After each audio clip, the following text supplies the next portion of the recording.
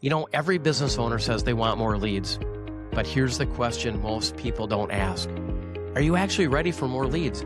Because if your phone is not getting answered, your follow-up is slow, your sales process is weak, or your messaging is unclear, more leads may not solve the problem. They may just expose the cracks. You know, welcome back to Built to Win, where we talk marketing, sales, faith, and what it really takes to build a life that matters. I'm Jonathan Watkins, and I'm joined by Brent Killen, my business partner of almost 30 years. And today, we're talking about 3 things to fix before you spend more money on marketing. And we're excited to have you with us, and let's get started.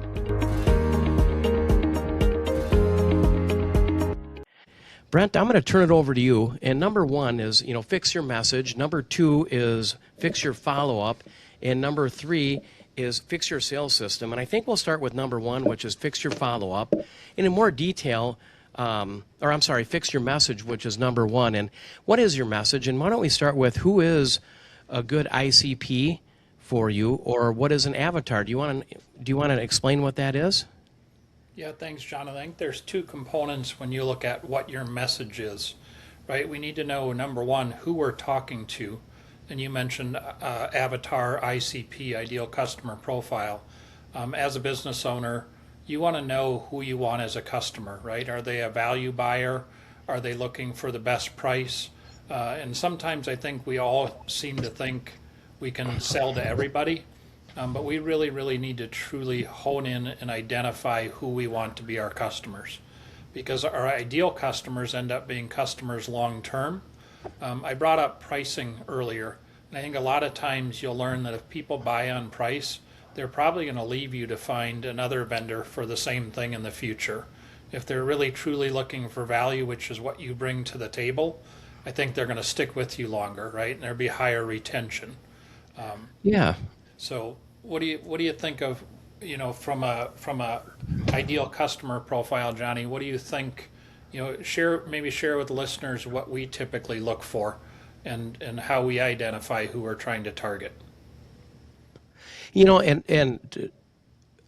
That's a great point. I think you want to define who is going to be your best customer, but then you also want to know internally, what makes you different, right? What's your value add? So I think sometimes it's not a bad idea to start writing down, what makes your home service company different. Why should they go with you? Why is your pricing a little bit more? You brought up pricing, right? If it's all about price, you'll bring people on for price, but they're going to leave for price. So I think you really want to define what makes you different, and then what problems do you solve, right? And I think with us, we just decided internally, we've been doing this a long time. We don't want to work with jerks, so to speak, and we want to work with people that want to work with us and view us as a partnership. But, I think it's not bad. I know that we've talked about this. You can have more than one avatar or one ICP. And so to answer your question, I think, we look for clients that bill X amount of dollars, right? We will work with a startup, but typically we want to work with someone who's billing, $500,000 or more. Up to about 25 million is our sweet spot. But, for a home service buyer or, people listening to this who are in that home service industry or any business owner, I think you want to define who you want to work with. An example would be if you're a landscaping company and you want to target a certain neighborhood, do you want to target, married couple, young professionals, both working, no one stay at home, so they don't have time to do the projects with an income level of X, Y, and Z, right? Or you could have more, like I said, you can have more than one avatar, and that could be, a young single couple with a starter home that wants to improve their landscaping little by little, right? So you just got to define what makes you different. And I think it's important. And one of the reasons, and I'd like you to expand on this a little bit, is one of the reasons that you want to have your ICP or your avatar, I guess is what you could call it, your ideal customer profile or avatar, is if you've got a team or you're a solo entrepreneur, then your messaging isn't all over the board, right, Brent? You can really hone in your messaging, and all your messaging on your Google business profile, your social media, can go after that ideal client profile or that ideal customer. Yeah, for sure. And I think, as a marketing company, working with our clients, we need to know who they are in fact targeting, right? We can't just randomly throw a wide net after everything. We need to know exactly who they want and who they want to go after. And it helps us craft our message considerably better as well. I think you brought up something earlier too, speaking about prospective clients or our clients. A lot of times we ask those questions, why would someone choose you, or what makes you different? And a lot of times we get the same answer. You can trust us. Our pricing is transparent. We have good customer service, right? All of those to me are generic answers, and everybody can say that. And quite honestly, most people do say that. You really, really, truly have to know how you're different than your competition and actually be able to execute and deliver that. Because without that, you're just like everybody else, and then it does come down to price. Yeah, and we've learned a long time ago that everybody is not a strategy. One of the things I know that we've talked about too, and you'll remember this, we just were talking about this the other day, is talking about not only fixing your message, right, but defining your ideal customer profile or your avatar, and we talked about crafting the right message, right, for your clients. Well, the same goes for your website, right? So once you define your ideal client profile, you can put together some branding guidelines, and certainly, and we'll talk about this at the end, but if you ever need any help with branding guidelines and getting the stuff set up, we've got a framework that we can share for you. But then what's nice about that, once you get that done, is your messaging can be the same on social media. It can be the same on your website. And I know when we were doing research for this podcast, if you remember we went to that new website for a prospect that we were looking at, and I don't know if you remember what it said, but it said, "Welcome to our new website."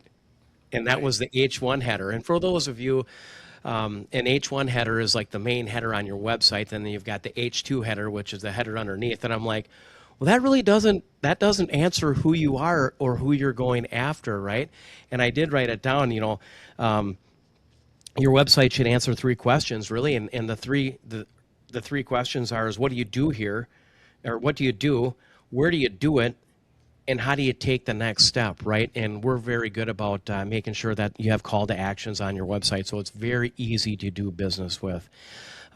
Anything else to add on fixing your message or the avatar ideal customer profile? I don't think so. Let's move on to number 2, which is the fix your follow up, which obviously you and I are both really, really passionate about. And it doesn't matter how many leads we as a marketing company bring to you. If you don't answer the phone or you don't call people back, the leads are never going to turn into conversions or customers. So we feel very, very strongly about this. An interesting story around this, we always ask our clients, what percent of calls do you answer, right? Jonathan, you and I, in the sales process, we ask the question. From an account management perspective, we ask. And I've had answers anywhere from 80 to 100%. And that is very typical on what people think they answer for phone calls. When they truly, truly dig in, we have a client right now that quite honestly has answered 3 of 74 phone calls. And they told us they answer every single phone call that comes in. We have another client that said they answered every one, and they are around 60%. So perception is not always reality, but we feel strongly that you have to answer the phone. And if you can't answer the phone, you've got to have a strategy to get back to people as quickly as possible, which is what we call speed to lead. And Jonathan, why don't you talk a little bit about that? I know you've done a bunch of sessions in your webinars on that. Well, it's accurate. It's speed to lead, and I think just a quick story on that too. Before I get into some of the data, one quick story, Brent. I know that the client that you're referencing, they did say they were answering every phone call, and you looked at the phone system data, and they weren't answering them, and we figured out the amount of revenue, and it was in, I want to say, the tens of thousands, if not low 6 figures that it cost them over about an 8-week period. So, but those are the things that, from a customer experience standpoint. One other quick story too, as far as speed to lead, is the phone's even got a ring. If you remember, we had a client of ours that we're showing that they're getting X amount of calls, and they're like, "Hey, the phone's not ringing." And we dug in, and they had 3 phone lines with no voicemail. So that fourth phone call was getting a busy signal. So those are some of the things from an operational or sales operational standpoint that you want to fix. And before I'll jump in the stats real quick, Brent. But one thing too, when we go through these 3 things, and we're on number 2 right now, is don't think that you have to have everything perfect. We've been around long enough where we've seen businesses where they get paralysis and they can't make decisions and move forward. I think a really important point is you can't fix all 3 things at once, because there's 5 or 6 things that you can fix in each category, right? And don't worry about, just pick maybe the 2 biggest ones that you can tackle in June, and then start from there. So don't get stressed out about you still have a business to run. You still have to bring in clients, right? So don't get stressed about that. But the point is some of these stats are, after the first 5 minutes, a lead qualification odds can drop as much as 80%. So in the home service businesses, and that's basically our client base, we've got some generalist clients as well, but answer the phone right away. It makes a massive difference. We've got a bunch of data on it. We've got all the sourcing. If you can respond within 5 minutes, you're 100 times more likely to connect with the lead versus 30 minutes, right? And 78% of customers buy from the first company that responds. That is astronomical. I mean, so however you've got to do it, you've got to pick up the phone. So you just respond, and respond fast. And I think Brent led it off, and he said speed to lead, and that is just, it's mission critical. You have to answer the phone. And don't take it for granted if you've got a team member answering the phone that says, "Hey, are you answering the phone?" Yep, I answer the phone all the time. And on the form fills too. This goes not just for phone, and I'm glad to remember that it goes for form fills. If a form fill comes in, do not wait 2 days to get back to them, because they're going off to the next one. So not to beat a dead horse on number 2, which is fix your follow-up, but just get a grasp on it. Are you following up? And then you got to know your number. So anything to add on number 2, Brent, fix your follow-up? No, I think there's just a little bit of a misconception that in the home service world, that people will actually call and leave a voicemail and wait for you to call them back. What we've found listening to hundreds and thousands of recordings of phone calls for all our clients, we've realized that nobody leaves voicemails anymore, especially in the home service space. Now, if you have a former client that you've worked with in the past, they likely will leave a voicemail and wait for a call back. They probably already got a relationship with an account manager or a salesperson that they worked with in the past. Typically, they are going to leave a voicemail. But if it's a fresh, new, cold, new logo opportunity coming to you, the chance of them leaving a voicemail versus just going to the next in line and calling somebody else is close to nil as possible. So you do have to answer the phone. And like Jonathan said, if you can't, because you're too busy, figure out how you can call them back as quickly as you possibly can. And if you really can't call people back within 3 to 4 hours and you're in the home service space, you should really consider outsourcing to a contact center or somebody that can in fact answer the phone for you, because it will change the amount of conversions that you get for it, and it's well worth the investment. Yeah, and one of the things, that's a great point, Brian. And one of the things that we do for our clients is we've got software called Go High Level, and certainly we can. This is not a sales pitch, but Go High Level is where you can text back, right? So if you can't get to somebody, there's all sorts of software out there. But if you use Go High Level, you can set up a sequence where it's like, if you don't get to that call, that we can send an automatic text back saying, "Hey, I got your message. I've got you in queue," or "It's very important to me. I'll get back to you within the next 15 minutes. I appreciate it. If this is urgent, let me know and I'll get back to you right away." So there's some messaging around that, but the point is you want to track, your missed calls, and then if you're the owner and you're not in charge of that intake process, make sure that you've got a process for that intake and how leads are being followed up. And I'll just, because Brent, you and I have been in sales basically our whole life. One of the things too that we've learned is you've got to follow up more than once.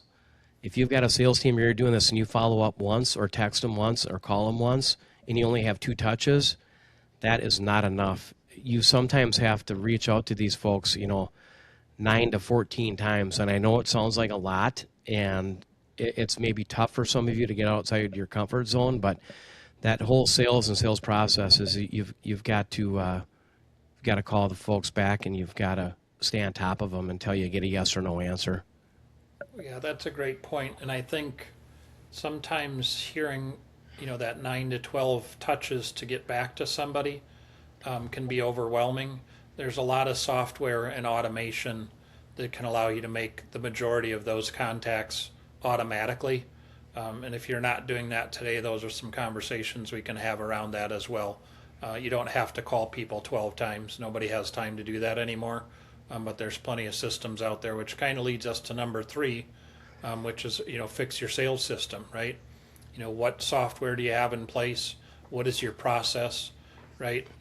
What are your operations? How are you delivering on the promises your salespeople are making? Which I'll let you start with this one, Jonathan, on fix your sales system, and go ahead and highlight some areas there that you see with your clients. I think it really boils down to, the data aspect, right? And I think you want to understand, if you get 10 phone calls, how many people are you talking to?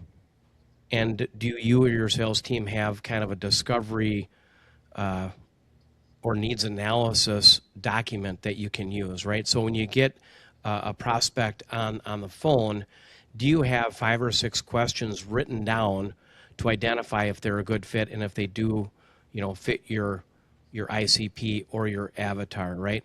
So, I think it's important to have those questions written down, and then you can say, hey, what, doesn't sound like we're a good fit. And if they're not a good fit,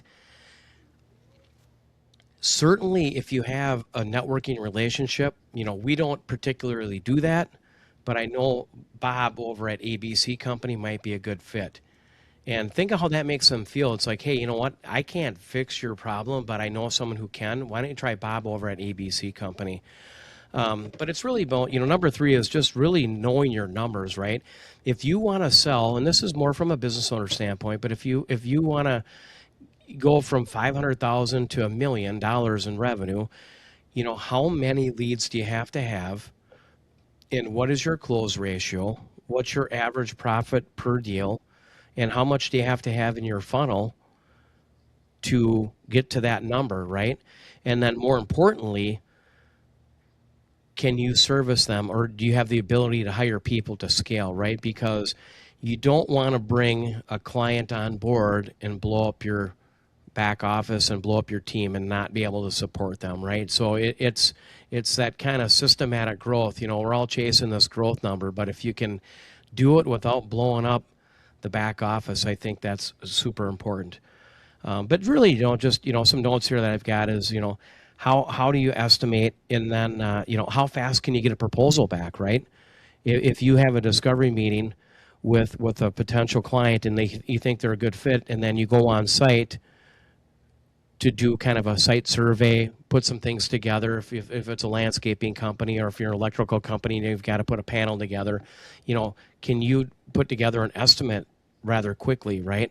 People don't want to wait a week or 2 weeks for an estimate. And I think lastly, the other thing is, and this is more from a marketing standpoint, without being all over the board, but it's really knowing your numbers, is then what is your cost per acquisition?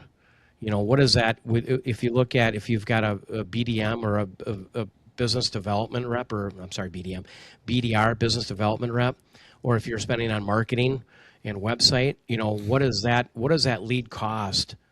You want to know those numbers so you can attach a number to that. It's like, okay, I know it costs me, X amount of dollars to acquire a customer, right?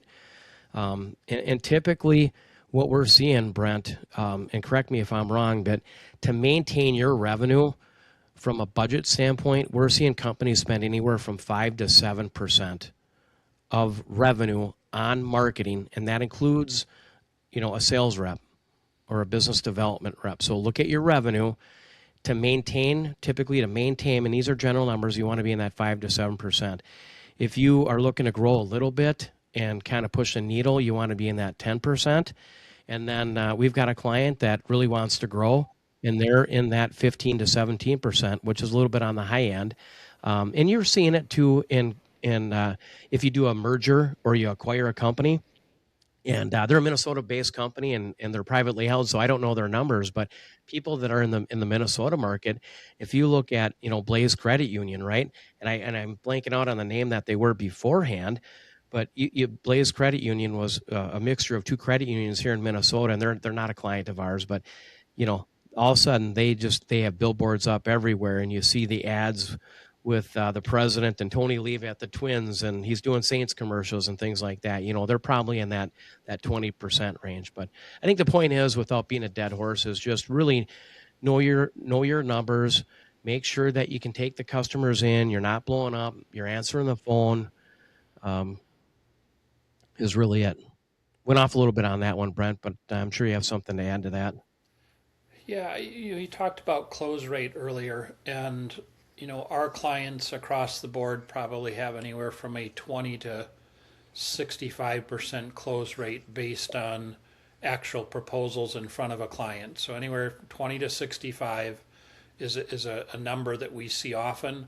In the home service space, you should be in that 25 to 40%. If you got really, really strong salespeople, you've got competitive pricing, not giveaway pricing, but competitive pricing, you're going to be in that 35 to 40%.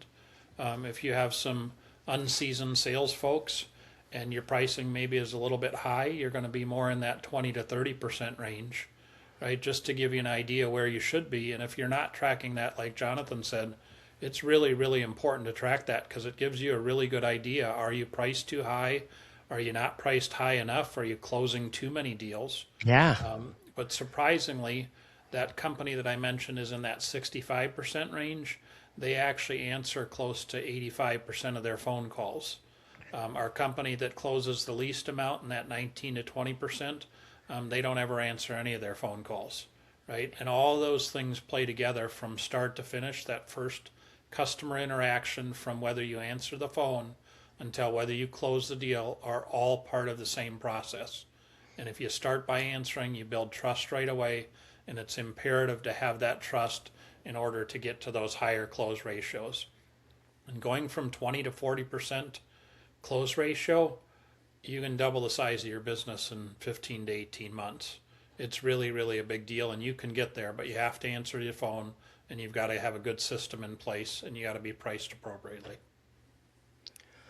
Well, I think that's just a great segue into wrapping up our episode 2.